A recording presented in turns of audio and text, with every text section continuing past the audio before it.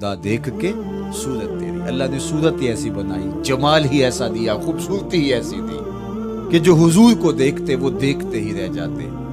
تو کتنے لوگ تھے کہ جنہوں نے محض حضور کو دیکھا، پھر اس کے بعد لب کھلے تو کلمہ ہی جاری ہوا۔ وہ خوبصورتی اور وہ جمال اللہ نے اپنے محبوب کو عطا کیا۔ آقا کریم علیہ الصلوۃ والسلام کا ایک ایک عضو بدن خوبصورتی کا مرقع تھا، بلکہ خوبصورتی کا معیار تھا۔ حسن کیا ہوتا ہے، حسن کا معیار کیا ہوتا ہے، جمال کسے کہتے ہیں، خوبصورتی کی تعریف کیا ہے، اعضائے محمد صلی اللہ علیہ وآلہ وسلم کا توازن دیکھ لو، تمہیں پتہ چلے گا کہ حسن کسے کہتے ہیں۔ حضور علیہ السلام کو اللہ تعالیٰ جل شانہ نے جو حسن بخشا، جو جب فرماتے ہیں کان رسول اللہ صلی اللہ علیہ وآلہ وسلم احسن البشر قدما، کہتے ہیں کہ کائنات میں جتنے سونے قدم میرے حضور کے تھے کسی کے تھے ہی نہیں۔ جو جمال اللہ نے حضور کے مبارک قدموں کو دیا تھا، اللہ اکبر، وہ کسی اور کا مقصود نہیں تھا، خوبصورت قدم۔ اور حضرت انس رضی اللہ تعالیٰ عنہ، حضرت ابو ہریرہ رضی اللہ تعالیٰ عنہ، اور حضور کے وصاف ہیں حضرت ہند بن ابی حالہ رضی اللہ تعالیٰ عنہ، یہ حضور کا حلیہ بیان کرتے ہیں۔ حضرت امام حسن بن علی رضی اللہ تعالیٰ عنہ نے حضرت ہند بن ابی حالہ کو ایک دن کہا کہ مجھے اپنے آقا و مولا کا حلیہ بتاؤ، تو انہوں نے حضور کا حلیہ بیان کیا۔ یہ حضور کے وصاف ہیں، جو کہ انہوں نے حضور علیہ السلام کو بہت قریب سے دیکھا اور آقا کریم علیہ السلام کی زیارت سے مالا مال ہوئے۔ ویسے حضرت امام حسن نے بھی تو حضور کو دیکھا تھا، اور بھی اصحاب نے حضور کو دیکھا تھا۔ یہاں یہ بات دلچسپی سے خالی نہیں ہے کہ صحابی ہی تب بنتا ہے جب وہ حضور کو بنظر ایمان دیکھے، لیکن صحابہ ایک دوسرے سے پوچھتے تھے، اصحاب نے ہیں، لیکن جو وصف بیان کرتے ہیں، شمائل رسول کو بیان کرتے ہیں، ان کی تعداد 3 درجن سے زیادہ نہیں۔ اور یہ بھی وہ لوگ ہیں جنہوں نے حضور کو بچپن میں دیکھا، جنہوں نے حضور کو سوئے ہوئے دیکھا، حضور کو بہت قریب سے دیکھا۔ حضور علیہ الصلوۃ والسلام کے پاس ان کا آنا جانا بہت زیادہ تھا، اس طرح انہوں نے حضور علیہ السلام کو دیکھا۔ حضرت حسان بن ثابت رضی اللہ تعالی عنہ فرماتے ہیں کہ میں جو حضور کا حلیہ بیان کرتا ہوں تو اس کا سبب یہ ہے کہ میرے پاس حضور کو دیکھنے کا ایک طریقہ آ گیا تھا۔ فلما نظرت الى انوارہ فوضعت کفی علی عینی خوفا من ذہاب بصری، کہا کہ جب میں حضور کو دیکھتا تھا تو اپنی آنکھوں پر انگلیاں رکھ کے انگلیوں کی اوٹ سے دیکھتا تھا کہ حضور کے جلووں کی چمک سے میری آنکھوں کی بینائی نہ جاتی رہے۔ یہ کون کہہ رہے ہیں؟ حضرت حسان بن ثابت رضی اللہ تعالیٰ عنہ۔ اور آپ جانتے ہیں حضرت حسان بن ثابت رضی اللہ تعالیٰ عنہ شاعر ہیں، اور شاعر حسن دیکھنے میں بڑا دلیر ہوتا ہے، اور یہ حسن بھی ابھی پوشیدہ ہے، 70,000 بشریت کے پردے ڈالے گئے ہیں۔ اگر یہ حسن بے نقاب ہوتا تو کوئی جلووں کی تاب ہی نہ لا سکتا۔ یہی بہتر ہے کہ وہ پردے میں روح پوش رہے، وہ اگر پردہ اٹھا دے تو کسے ہوش رہے، کس کی ہمت تھی۔ اب چھپا ہوا مستور حسن بھی اگر دیکھتے ہیں تو آنکھوں پہ انگلیاں رکھ کے دیکھتے ہیں، اور بیان کرنے والوں کی تعداد میں نے عرض کی کہ 3 درجنوں سے زائد نہیں ہے۔ تو یہ وہ لوگ ہیں جنہوں نے حضور کو دیکھا۔ اب امام حسن پوچھ رہے ہیں حضرت ہند بن ابی حالہ رضی اللہ تعالی عنہ کو کہ آپ نے حضور کو دیکھا تو مجھے بتائیے میرے نانا کا جمال کیسا تھا۔ تو حضرت ہند بن ابی حالہ نے حضور کا حلیہ بیان کیا۔ تو جب حضور کے قدموں کی کہانی انہوں نے بیان کی تو حضرت ہند بن ابی حالہ نے کہا کان النبی صلی اللہ علیہ وآلہ وسلم شسن القدمین والکفین، حضور علیہ السلام کے مبارک قدم اور حضور کی ہتھیلیاں پر گوشت تھے۔ یہ حضور علیہ السلام کے مبارک قدموں کا جمال بیان کرتے ہیں۔ اللہ اکبر۔ اور حضور علیہ السلام کے قدموں کے بارے میں امام ترمذی جو شمائل میں حدیث لائے ہیں اس میں انہوں نے یہ بھی بیان کیا کان رسول اللہ صلی اللہ علیہ وسلم مسیح القدمین، حضور علیہ السلام کے مبارک قدم ملائم تھے، خوبصورت تھے، کھردرے نہیں تھے، کوئی پھٹن نہیں تھی. عمومی طور پہ قدم پھٹ جاتے ہیں اور ایڑیاں بہت سارے لوگوں کی پھٹ جاتی ہیں تو وہ خوبصورتی باقی نہیں رہتی.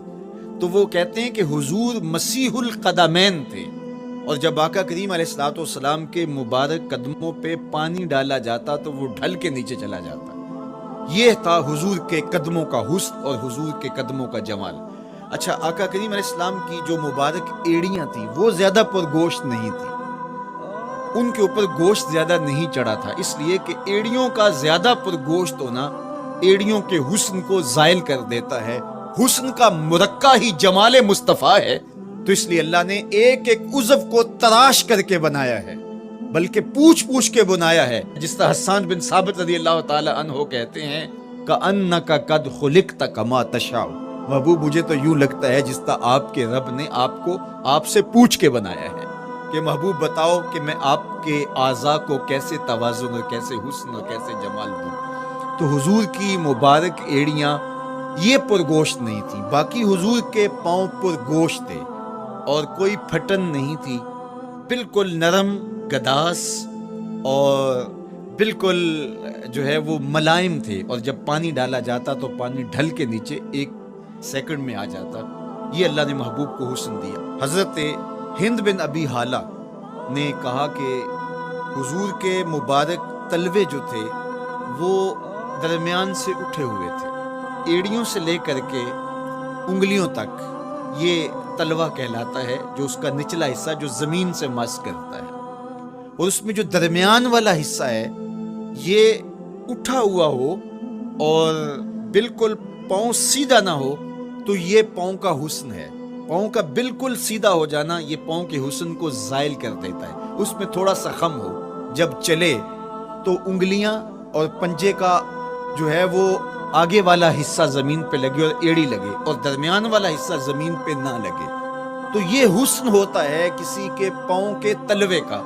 اللہ نے محبوب کے مبارک قدم کی پشت کو بھی حسن دیا، حضور کے تلووں کو بھی حسن دیا، حضور کی ایڑیوں کو بھی حسن دیا.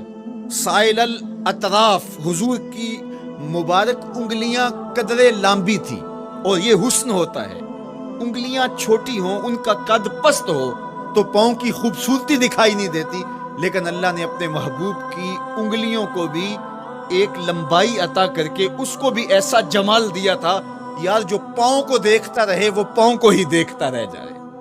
اللہ اکبر. اچھا، بعض احادیث میں آتا ہے کہ حضور علیہ السلام کے مبارک تلوے جو ہیں لیس لہا اخمس، یہ لفظ ہیں کہ وہ اخمس نہیں تھے، یعنی وہ درمیان سے اٹھے ہوئے نہیں تھے.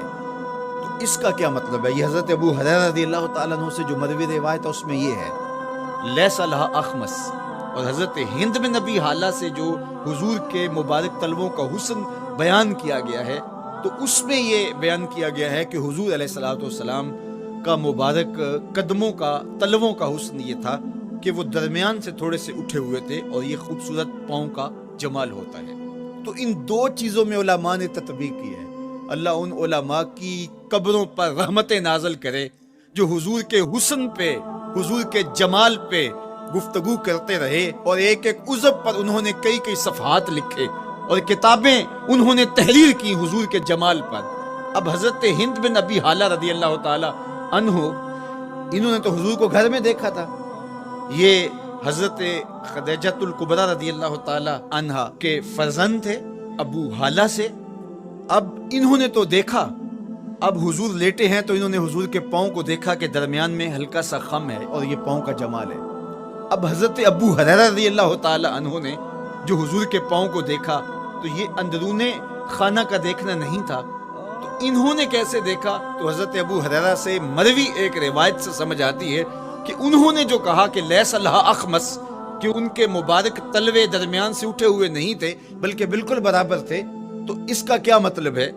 تو حضرت ابو ہریرہ سے ایک روایت مروی ہے، وہ فرماتے ہیں کہ جب حضور علیہ السلام کسی چٹان کے اوپر چلتے تو حضور علیہ الصلوۃ والسلام کا وہاں قدم پڑتا تو وہ اس چٹان کے اندر حضور کا قدم گھس جاتا، وہ موم کی طرح چٹان نرم ہو جاتی.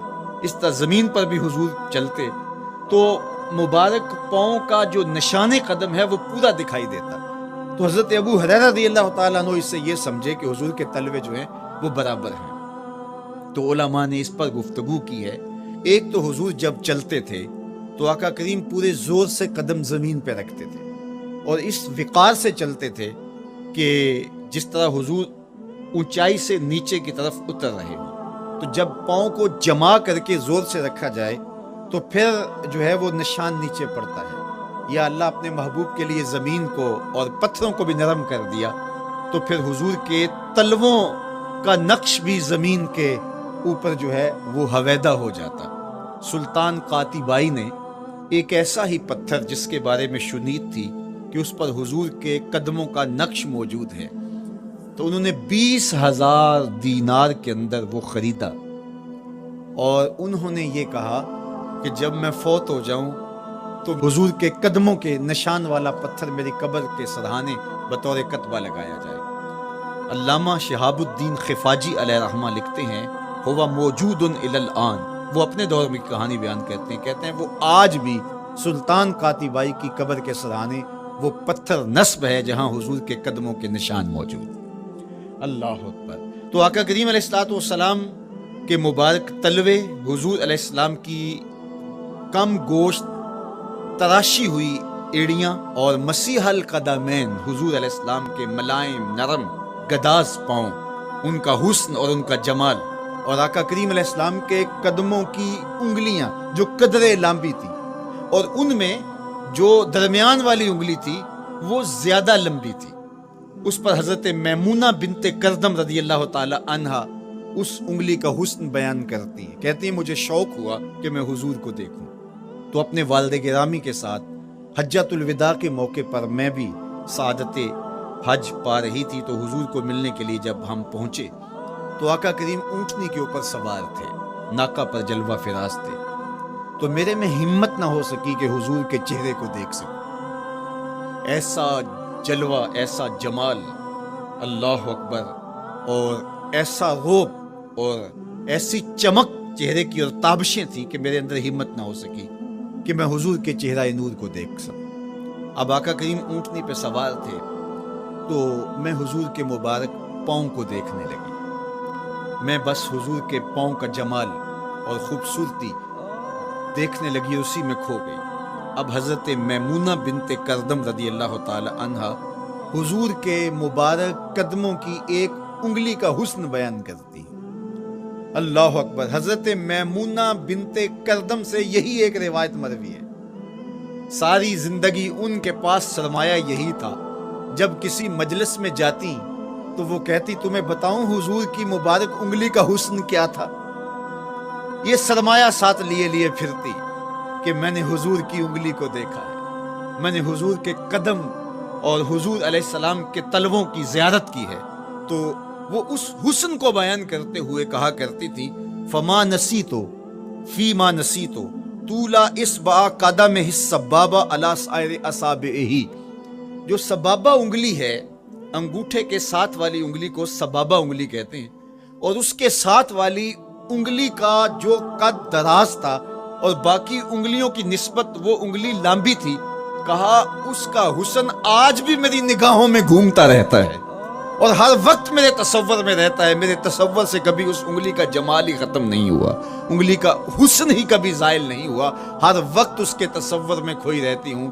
یار چہرے کے جمال کو کون بیان کرے گا، یہاں تو انگلی کا حسن بیان نہیں ہو رہا۔ ابھی وہ شعر پڑھا جا رہا تھا نا کہ قدموں پہ جبیں کو رہنے دو، قدموں پہ جبیں کو رہنے دو، چہرے کا تصور مشکل ہے، قدموں پہ جبیں کو رہنے دو، چہرے کا تصور مشکل ہے، جب چاند سے بڑھ کر ایڑی ہے رخسار کا عالم کیا ہوگا، جب چاند سے بڑھ کر ایڑی ہے رخسار کا عالم کیا ہوگا۔ تو اللہ نے اپنے محبوب علیہ الصلوۃ والسلام کو وہ جمال، وہ خوبصورتی اور حضور کے مبارک قدم، حضرت عبداللہ بن بریدہ رضی اللہ تعالی عنہ سے مروی روایت کان رسول اللہ صلی اللہ علیہ وآلہ وسلم احسن البشر قدما، کہتے ہیں جتنے سونے قدم، جتنے من مونے قدم میرے حضور کے تھے، اتنے سونے قدم کسی اور کے تھے ہی نہیں۔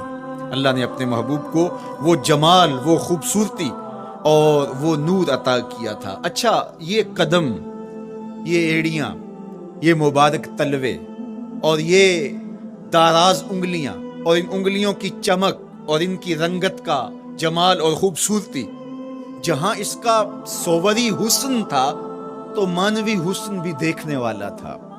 یہ قدم اٹھ جائیں، اللہ اکبر، تو تقدیر کے فیصلے ہوتے دکھائی دیتے ہیں۔ ان قدم کی اونچائی، ان قدم کی بلندیاں کہ عرش حق ان قدموں کے بوسے لے رہا ہے۔ اور میرے امام بولے، زہے عزت و اے طلائے محمد، زہے عزت و اے طلائے محمد، کہ ہے عرش حق زیر پائے محمد۔ قدموں کا حسن وہ بھی دیکھنے والا، اور قدموں کی بلندی اور اونچائی اور اس کی شان و شوکت وہ بھی دیکھنے والی۔ اللہ اکبر۔ آقا کریم علیہ السلام حضرت ابوبکر صدیق کے ساتھ، حضرت عمر فاروق کے ساتھ اور حضرت عثمان غنی کے ساتھ احد پہاڑ پر تشریف لے گئے۔ یہ حدیث آپ نے بارہا علماء سے سنی ہے۔ احد کی چھاتی پہ جب حضور کے قدم آئے، اللہ اکبر، تو وہ خوشی سے جھوم اٹھا، مقدر جاگ گئے، بخت بیدار ہو گئے۔